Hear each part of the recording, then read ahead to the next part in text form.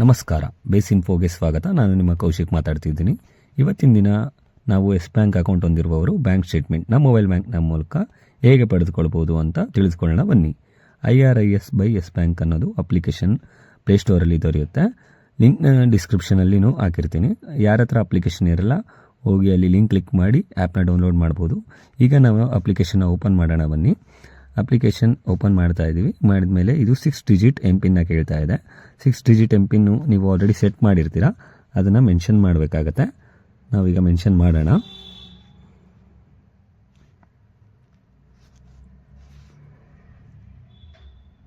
ಈಗ application open ಆಗ್ತಾ ಇದೆ.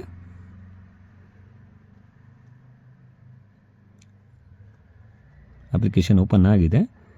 ಇಲ್ಲಿ ಬಂದುಬಿಟ್ಟು ನಾವು ಸ್ಕ್ರೋಲ್ ಡೌನ್ ಮಾಡಿದ್ರೆ ಮೈ ಅಕೌಂಟ್ ಅನ್ನೋ ಆಪ್ಷನ್ ಸಿಗುತ್ತೆ, ಅದನ್ನು ಕ್ಲಿಕ್ ಮಾಡೋಣ.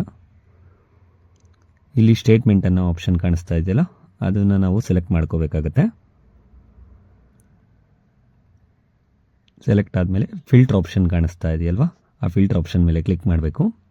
ಮಾಡಿದ್ರೆ ನಮಗೆ ದಿಸ್ ಮಂತ್ ಮತ್ತು 3 ತಿಂಗಳು, 6 ತಿಂಗಳು, ಲಾಸ್ಟ್ ಫೈನಾನ್ಷಿಯಲ್ ಇಯರು, ಕಾಸ್ಟಮ್ ಡೇಟ್ ಎಲ್ಲ ಆಪ್ಷನ್ ಕೇಳ್ತಿದೆ. ನಾವು ಅದರಲ್ಲಿ ಕಾಸ್ಟಮ್ ಡೇಟ್ ಸೆಲೆಕ್ಟ್ ಮಾಡ್ಕೊಳ್ಳೋಣ.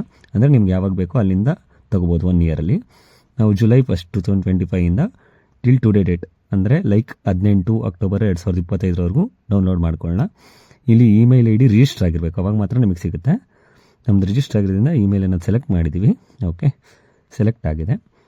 ಈಗ ಇಮೇಲ್ಗೆ ಸೆಂಡ್ ಆಗಿದೆ ಅಂತ ಬಂದಿದೆ. ಓಕೆ, ನಾವೀಗ ಇಮೇಲ್ ಓಪನ್ ಮಾಡಿ ಬಂದಿದೆಯಾ ಇಲ್ವಾ ಚೆಕ್ ಮಾಡೋಣ ಬನ್ನಿ. ನೋಡೋಣ, ಓಪನ್ ಮಾಡ್ತಾ ಇದ್ದೀವಿ. ಜಿಮೇಲ್ಗೆ ಹೋಗಬೇಕು.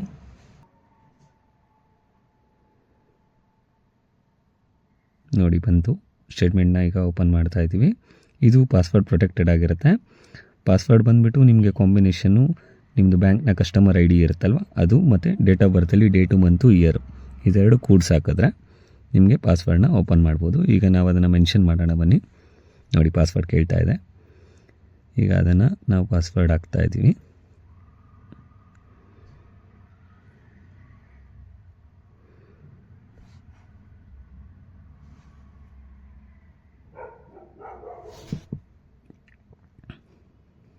ಈಗ ಓಪನ್ ಆಗಿದೆ ಬ್ಯಾಂಕ್ ಸ್ಟೇಟ್ಮೆಂಟು.